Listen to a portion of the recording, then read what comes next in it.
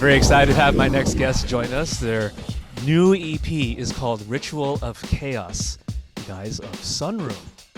What's Gentlemen, up? Hello. How are you? Thanks for having us. Thanks for Welcome. having us. Appreciate Nice the shoes. time. Yes. Oh, we're going to do the shoe thing now? Yeah. We might as well. We are seriously in talks of me joining Sunroom right now.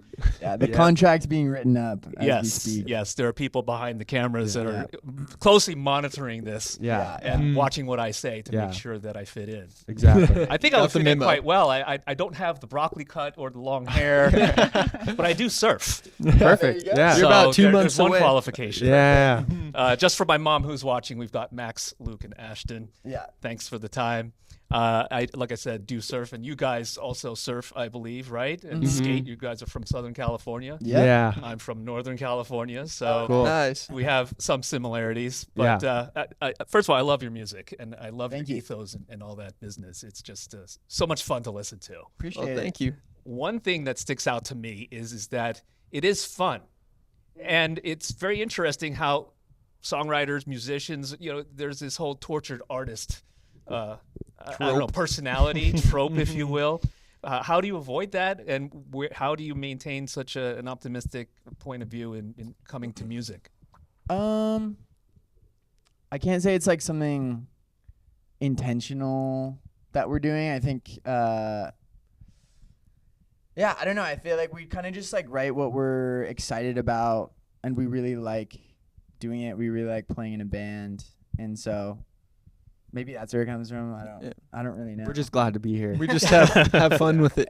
I don't know. Sometimes I'm just shocked that we were ever able to like have this as a job. So I don't know. Maybe it comes from that. Yeah. I'm just glad not to be an accountant. So Serious. You don't look like you would fit into a 9 to 5. No offense. Yeah. Yeah. We need to get some crew Probably cuts. not. And a degree. get some nice skin fade haircuts. A degree would help also, yeah. I mean, like I said, my mom is watching, and so she's probably waving her finger right now saying, no, you need to have some proper education and things like I have that. 3 years of a college degree. I have half of one. I don't know if that counts for anything. Yeah. I'm 1 year away. Well, I was running behind actually, so maybe more like 2 years away. But Wait, Ashton, you said no? You have none? I took advanced classes in high school. Okay. Never made it, let's though. talk about the lore of Sunroom, because this is an interesting story of which you guys came together in a way during COVID, which is a lot of artists kind of discovered themselves and really kind of honed in on what they wanted to do in life, because who knows what's going to happen tomorrow. yeah.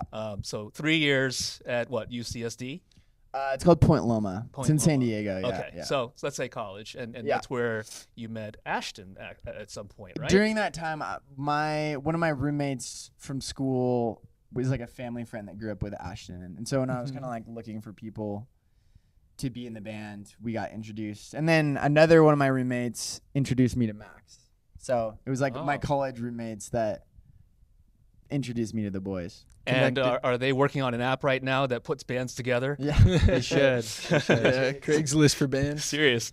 Ashton, why did you say yes to Luke? What kind of sparked that connection between you two? Well, they had recorded that first EP, and I heard the demos. And he actually came to jam with my brother originally as a drummer, and I heard the demos and thought they were really cool. So I learned the songs and kind of popped out as the little brother, like, hey, I learned them. And here we I are. didn't even know like, who Ashton was, and I didn't also know that he had, like, the guy I was going to jam with had a brother, and then he popped out and like had learned all the guitar parts. Wow. So you were like stalker mega fan. Yeah. Like, this is my Yeah, chance. that's a good way to put it. Yeah, I snuck my way in, Trojan so horse. The EP being Soul to Sir.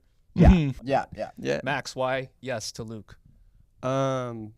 Luke hit me up one day. It was like during the summer. I was about to go back to school. I went to school in Santa Cruz, and he just like laid out everything that, there was a tour offer, and like everything was kind of opening back up after COVID, and whatever, there was some attention from record labels, and my dad plays music, so I just like went home and told them, and I was like, I could just take a year off and see how it goes.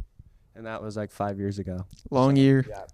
But Max, your dad was in a band, right? Yeah, he was in a band until like 1982, and he got a big boy job and got married. Oh, But wow. he like still plays with his friends, and so I just always had instruments around. And I started playing drums first when I was like a little kid, but Yeah. I wish I kept playing. We've like gone to like a couple of his dad's shows. Like his dad will play at like, play at, like, the the local bar. the bar like that by, yeah. it's like by my old house, and so all the boys will pull up and Yeah. watch Pat rock out. He's got a ripping voice. He's got a way better voice. Does he than, pack like, them any in of us. with all the old? Yeah. school No, buddies? it's like Yeah. it's like all these boomers come in to relive their high school glory days. Yo, you say this now, and you're gonna watch this recording 40 years from now. You're gonna be like, man, why did I just say that? 'Cause now you're the. I love the other best side. generation.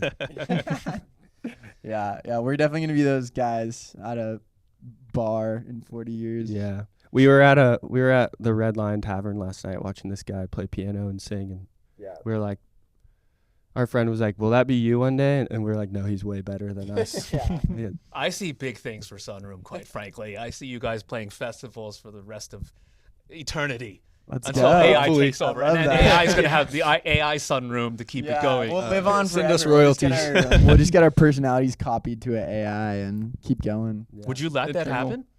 No. No, that's scary. I'm a huge AI.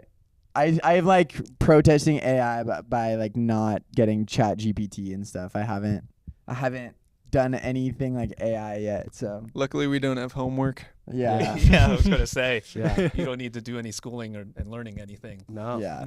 Let's talk about this new EP, Ritual of Chaos. I know it's inspired by one of the lyrics from one of the songs on the EP. Yeah. And again, joyful in a lot of ways, but then also introspective.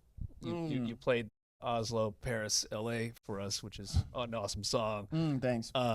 And very wistful. It borders on the line of that tortured artist. Because as if you're dating some supermodel who's jet setting to Oslo for a fashion show, and now she's on a catwalk in Paris and whatnot. Yeah. Where did that come from? Yeah, I mean, it's about being in love with someone who lives across the world. And yeah, I don't know, like, especially on tour, there's those moments where there's like, you get a moment in the midst of the chaos, and like I wrote that song on like the porch. It was like very picturesque time to write a song. It was like early morning, the boys were still sleeping. We were in North Carolina. It was actually when the hurricane was hitting North Carolina, like the very beginning. And I was just like on the porch waiting for them to wake up, and wrote it. And it's like our first acoustic song because I wanted it to sound like how it sounded on the porch that day. It's also maturation, I feel. It's different than Clementine. It's different than, Crash My Bike and so forth. And, Yeah. And do you see yourself, how do you see yourself growing as a songwriter and as a band in terms of the sonics? I feel like we enjoy trying new things and seeing what we can do kind of overall in all fields. Yeah, I feel like we're just writing songs to try to write the best songs we can, and not trying to write like certain types of songs. So I think that's kind of how we ended up with like an acoustic song, or maybe some more introspective stuff, like you're saying. Just trying to write like the best songs we can, and not. Yeah, Like we're definitely like, I feel like at the beginning of the band, it was like, we're trying to do this one thing. Like, we're like this kind of band. And I just feel like it got kind of boring, like trying to do the same types of songs every time. And we went on tour and toured a lot and met so many different kinds of bands. And we toured with a lot of bands from like the UK and Ireland. And it opened us up to like so much different kinds of music, and music that felt more exciting than what we'd been doing. And so it's kind of just like, we're just writing what we're excited about and trying new things, and hopefully people like it, because it's different than the original stuff for sure. But When you tour with a band like Inhaler, people say, okay, that makes sense because sonically speaking, it sounds like a good fit. What was it like touring with Louis Tomlinson, though? One Direction and the Directioners. It's a lot different. That feels like it was a weird dream. Yeah, it was crazy. Like it kind of felt like, you hear about like in the 60s, like Beatlemania and stuff, and like all the fans, and that's kind of how that tour felt in a way, because it was just like so big, and his fans are so like committed and will like camp outside of hotels and like do all the stuff like you like hear about. And no, I don't know, I feel like not a lot of bands like in our scene like Very throwing few. up That. ever. Very few. Yeah, very like Arctic Monkeys, right? Yeah, They got a yeah, passionate yeah, fan base, yeah. and But it was pretty insane to like experience, and it was really fun. But it definitely felt a bit like a fever dream from time to time. Like what? Because that was like one of the first tours we ever did too. So we didn't play that many shows in between the time we were playing house shows with our friends, and then those big shows. 15,000 people Yeah. all at once. and doing so many dates, you probably got into a groove as well, and accustomed to playing for 20, 30,000 people or what have you, right? Yeah, I don't think we ever got used to it. It's crazy. Like those shows feel like more distant than like there's so many people. It's kind of like it's like overwhelming in a way. You dissociate in a way. But it was amazing. I always just end up like paying attention to like the first like 3 rows of people, and it kind of just feels like you're playing a normal sized show a little bit, because I just feel like it's too many people for your mind to take in to really comprehend how many people it was at some of those. So I think that my mind just did that so I could not freak out. To pay attention to like the first 2 rows. Well, see, you got to graduate and then get to the point of getting a prop that you could fly around the arena and say hello and play to everybody. That's the next level. Yeah. Some outfit changes too would be great. Max, I found it interesting that I don't know when these were made, but you have quite the contingent of followers and fans, if you will, on TikTok. It's the mustache. What do you attribute this to? Ashton, your perspective on his followers. Like on Max's TikTok? Yeah. He's a great guy. Very investigative. They're monitoring your health, or they monitored your health, I should say. And all those things. I did have like an injury surfing last year, and I got a lot of followers during that time. I don't know why. Yeah. They wanted to take care of you. Yeah. Was it worth it? It was good because the boys had to keep going on tour and I had to stay home, so it was a good pick me up. Yeah. Some notifications. Some dopamine. Yeah. Some dopamine hits. Yeah. Compensation. See, you're playing it smart. You have to have somebody as the sex symbol of the band, Yeah, the serious that's definitely songwriter, Max, Yeah. for right? sure. Yeah. And just the happy-go-lucky guy that keeps things in order and maintains the You got us all ethos. figured out. Yeah. What is next for the band?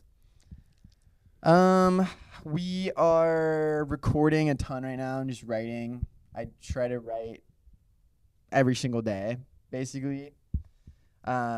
Since we've been home from the last tour. So we're recording a lot, which I'm like really excited about.